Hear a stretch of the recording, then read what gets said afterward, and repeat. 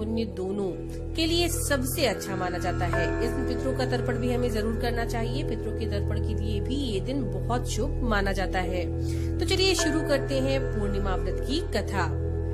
द्वापर युग में एक समय की बात है, यशोदा जी ने कृष्ण जी से कहा कि हे कृष्ण, तुम सारे संसार के उत्पन्नकर्ता, पोषक तथा उसके संहार करता हो।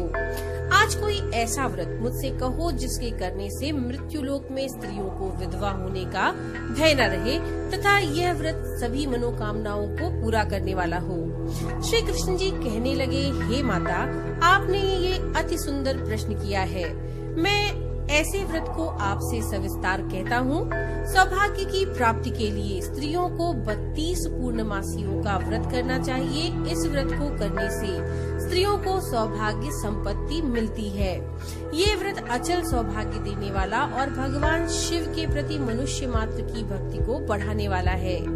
यशोदा जी कहने लगी, हे कृष्ण, सर्वप्रथम इस व्रत को मृत्युलोक में किसने किया और इसके बारे में विस्तार पूर्वक मुझसे कहो। श्री कृष्ण जी कहने लगे कि इस भूमंडल पर एक अत्यंत प्रसिद्ध राजा चंद्रहास से पालित अनेक प्रकार के रत्नों से परिपूर्ण कातिका नाम की एक नगरी थी। वहाँ पर धनेश्वर नाम का एक ब्राह्मण और उसकी पत्नी अति सुशीला रूपवती थी। दोनों ही उस नगरी में बड़े प्रेम के साथ रहा करते थे। घर में धन धान्य आदि की कोई कमी नहीं थी।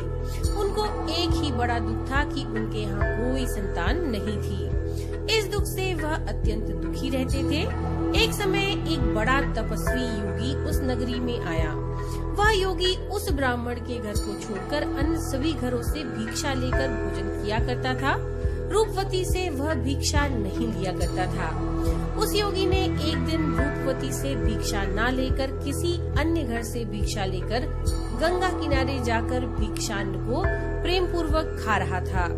इतने में ही धनेश्वर ने योगी का यह सब कार्य किसी प्रकार से देख लिया। अपनी भिक्षा के अनादर से दुखी होकर के धनेश्वर योगी से बोला, महात्मन, आप सब घरों से भिक्षा लेते हो परंतु मेरे घर की भिक्षा आप कभी नहीं लेते, इसका क्या कारण है? योगी ने कहा कि निसंतान के घर की भीख पतितों के अन्न के तुल्य होती है और जो पतितों का अन्न खाता है वह भी पतित हो जाता है। जो कि तुम निसंतान हो, अतः पतित हो जाने के भय से मैं तुम्हारे घर की भिक्षा नहीं लेता हूँ।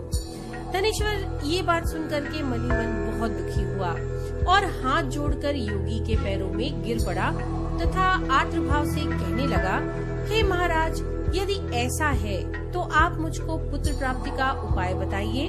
आप सर्वज्ञ हैं, मुझ पर अवश्य ही अपनी कृपा कीजिए। धन की मेरे घर में कोई कमी नहीं है परंतु मैं पुत्र ना होने के कारण अत्यंत दुखी हूँ। आप मेरे इस दुख का हरण करें। आप सामर्थ्यवान हैं। ये सुनकर के योगी कहने लगा, हे ब्राह्मण, तुम चंडी की आराधना करो। घर आकर उसने अपनी स्त्री से सारा वृत्तांत कहा और स्वयं तप के निमित्त वन में चला गया। वन में जाकर उसने चंडी की उपासना की और उपवास किया। चंडी ने 16वें दिन उसको स्वप्न में दर्शन दिया और कहा, हे धनेश्वर, जा तेरे पुत्र होगा, परंतु वह 16 वर्ष की आयु में ही मृत्यु को प्राप्त हो जाएगा।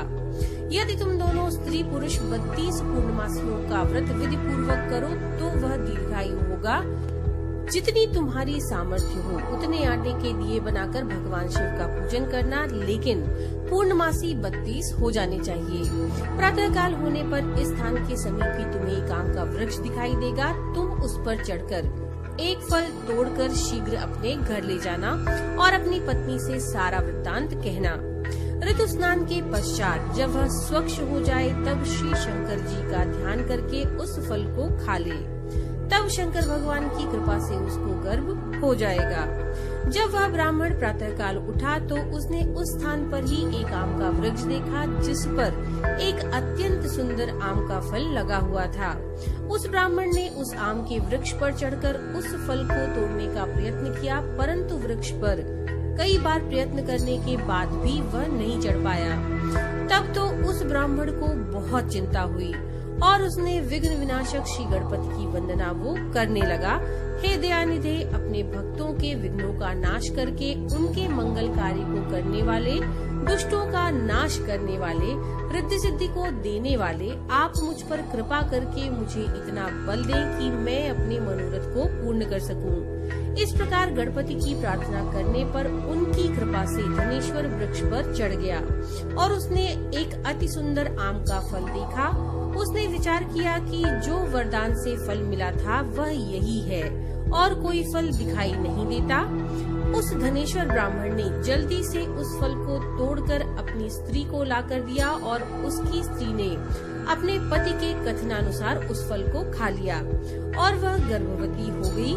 देवी जी की असीम कृपा से उसे एक अत्यंत सुंदर पुत्र उत्पन्न हुआ, जिसका नाम उन्होंने देवीदास रखा। माता पिता के हर्ष और शोक के साथ वह बालक शुक्ल पक्ष के चंद्रमा की भांति अपने पिता के घर में बढ़ने लगा। भवानी की कृपा से वह बालक बहुत ही सुंदर, सुशील और विद्या पढ़ने में बहुत निपुण हो गया। दुर्गा जी की आज्ञानुसार उसकी माता ने 32 पूर्णमासी का व्रत रखना प्रारंभ कर दिया, जिससे उसका पुत्र बड़ी आयु वाला हो जाए। 16वां वर्ष लगते ही देवीदास के माता पिता को बड़ी चिंता हो गई कि कहीं उनके पुत्र की इस वर्ष में मृत्यु न हो जाए। इसलिए उन्होंने अपने मन में विचार किया कि यदि यह दुर्घटना उनके सामने हो गई तो वे कैसे सहन करेंगे। अस्तु उन्होंने देवीदास के मामा को बुलाया और कहा कि हमारी इच्छा है कि देवीदास 1 वर्ष तक काशी में जाकर विद्या अध्ययन करे और उसको अकेले भी नहीं छोड़ना चाहिए। इसलिए साथ में तुम चले जाओ और 1 वर्ष के पश्चात इसको वापस लौटा लाना। सब प्रबंध करके उसके माता पिता ने काशी जाने के लिए देवीदास को एक घोड़े पर बैठाकर उसके मामा को उसके साथ कर दिया, किंतु ये बात उसके मामा या किसी और से नहीं कही। धनेश्वर ने सपत्नीक अपने पुत्र की मंगल कामना तथा दीर्घायु के लिए भगवती दुर्गा की आराधना और पूर्णमासियों का व्रत करना आरंभ कर दिया। इस प्रकार बराबर 32 पूर्णमासी का व्रत पूरा किया। कुछ समय के पश्चात एक दिन वे दोनों यानी मामा और भांजे मार्ग में रात्रि बिताने के लिए किसी ग्राम में ठहरे। उस दिन उस गांव में किसी ब्राह्मण की अत्यंत सुंदर, सुशील, विदुषी और गुणवती कन्या का विवाह होने वाला था। जिस धर्मशाला के अंदर वर और उसकी बारात ठहरी हुई थी, उसी धर्मशाला में देवीदास और उसके मामा भी ठहरे हुए थे। संयोगवश कन्या को तेल आदि चढ़ाकर मंडप आदि का कृत्य किया गया तो लग्न के समय वर को धनुर्वात हो गया। अस्तु वर के पिता ने अपने कुटुंबियों से परामर्श करके निश्चय किया कि देवीदास मेरे पुत्र जैसा ही सुंदर है, मैं इसके साथ ही लग्न करा दूंगा और बाद में विवाह के अन्य कार्य मेरे लड़के के साथ हो जाएंगे। ऐसा सोचकर देवीदास के मामा से जाकर वे बोले कि तुम थोड़ी देर के लिए अपने भांजे को हमें दे दो, जिससे विवाह के लग्न का सब कृत्य सुचारू रूप से हो जाए। तब उसका मामा कहने लगा कि जो कुछ भी मधुपर्क आदि कन्यादान के समय वर को मिले वह सब हमें दे दिया जाए तो मेरा भांजा इस बारात का दूल्हा बन जाएगा। ये बात वर के पिता ने स्वीकार कर ली और उसने अपना भांजा वर बनने के लिए भेज दिया। उसके साथ सब विवाह कार्य रात्रि में विधि पूर्वक संपन्न हो गए। पत्नी के साथ वह भोजन ना कर सका और उसने अपने मन में सोचने लगा कि ना जाने किसकी स्त्री होगी। वह एकांत में इसी सोच में गर्म निश्वास छोड़ने लगा तथा उसकी आंखों में आंसू भी आ गए। तब वधू ने पूछा कि क्या बात है, आप इतने उदासीन और दुखी क्यों हो रहे हैं? तब उसने सब बातें जो वर के पिता और उसके मामा के बीच हुई थी उसको बतला दी।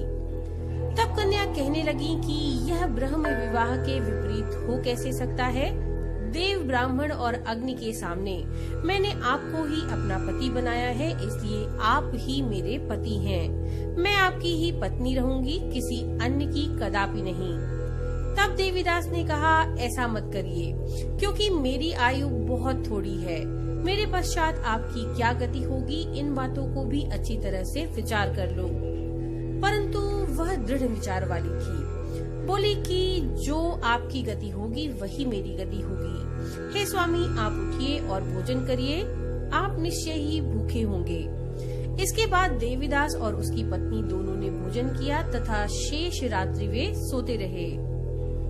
प्रातःकाल देवीदास ने अपनी पत्नी को 3 नगों से जड़ी हुई एक अंगूठी दी, एक रुमाल दिया और बोला, हे प्रिय, इसे लो और संकेत स्थिर चित्त हो जाओ।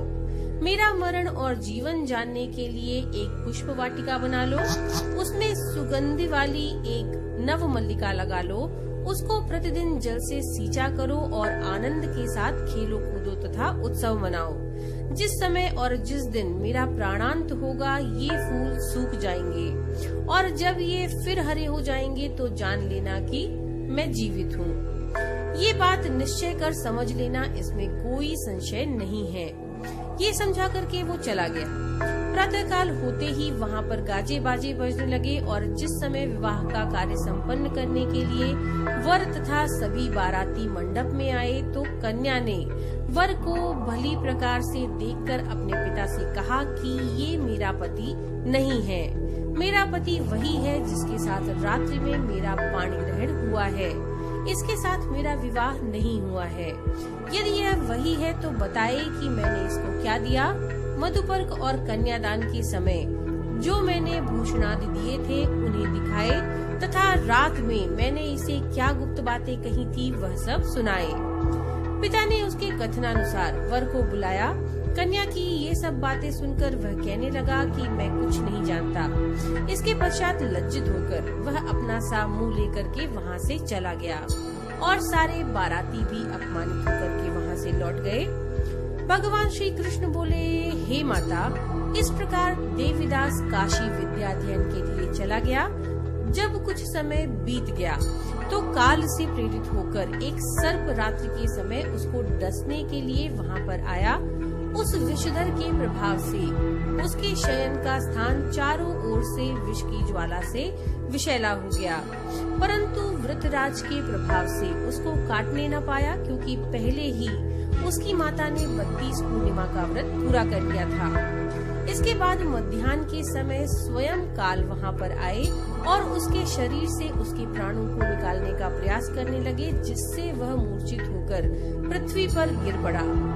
भगवान की कृपा से उसी समय पार्वती जी के साथ श्री शंकर जी वहाँ पर आए। उसको मूर्छित दशा में देखकर पार्वती जी ने भगवान शिव से प्रार्थना की कि हे महाराज, इस बालक की माता ने पहले ही 32 पूर्णिमा का व्रत किया है, जिसके प्रभाव से हे भगवान आप इसको प्राणदान दें। भवानी के कहने पर भक्त वत्सल भगवान श्री शिव जी ने उसको प्राणदान दे दिया। इस व्रत के प्रभाव से काल को भी पीछे हटना पड़ा और देवीदास स्वस्थ होकर बैठ गया।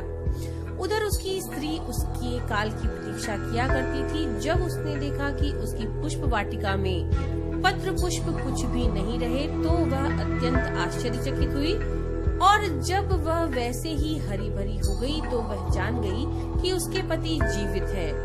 ये देखकर वह मन ही मन बहुत प्रसन्न हुई और अपने पिता से कहने लगी कि पिताजी, मेरे पति जीवित हैं, आप उनको ढूंढिए। जब 16वां वर्ष व्यतीत हो गया तो देवीदास भी अपने मामा के साथ काशी से चल दिया। इधर उसके श्वशुर उसको ढूंढने के लिए अपने घर से जाने वाले थे। उसी समय दोनों मामा भांजा वहाँ पर आ गए। उनको आया हुआ देखकर उनका ससुर बहुत प्रसन्नता के साथ अपने घर में लेकर के आया। उस समय नगर के निवासी भी वहाँ पर इकट्ठे हो गए और सबने निश्चय किया कि अवश्य ही इसी बालक के साथ कन्या का विवाह हुआ था। उस बालक को जब कन्या ने देखा तो वह पहचान गई और कहा कि ये तो वही है जो संकेत करके गए थे। तदुपरांत सभी कहने लगे कि भला हुआ जो ये आ गया। अब सब नगरवासियों ने खूब आनंद मनाया। श्री कृष्ण जी कहने लगे कि इस प्रकार धनेश्वर 32 पूर्णिमाओं के व्रत के प्रभाव से पुत्रवान हो गया और जो भी स्त्रियां इस व्रत को करती हैं वे जन्म जन्मांतर में वैधव्य का दुख नहीं भोगती, सदैव सौभाग्यशाली रहती हैं। यही मेरा वचन है, इसमें कोई संदेह नहीं है। ये व्रत पुत्र पौत्रों को देने वाला तथा संपूर्ण मनोकामनाओं को पूर्ण करने वाला है। 32 पूर्णिमाओं का व्रत करने से व्रती की सभी इच्छाएं भगवान शिव स्वयं पूरी करते हैं। तो ये थी पूर्णिमा व्रत कथा। नमो नारायण।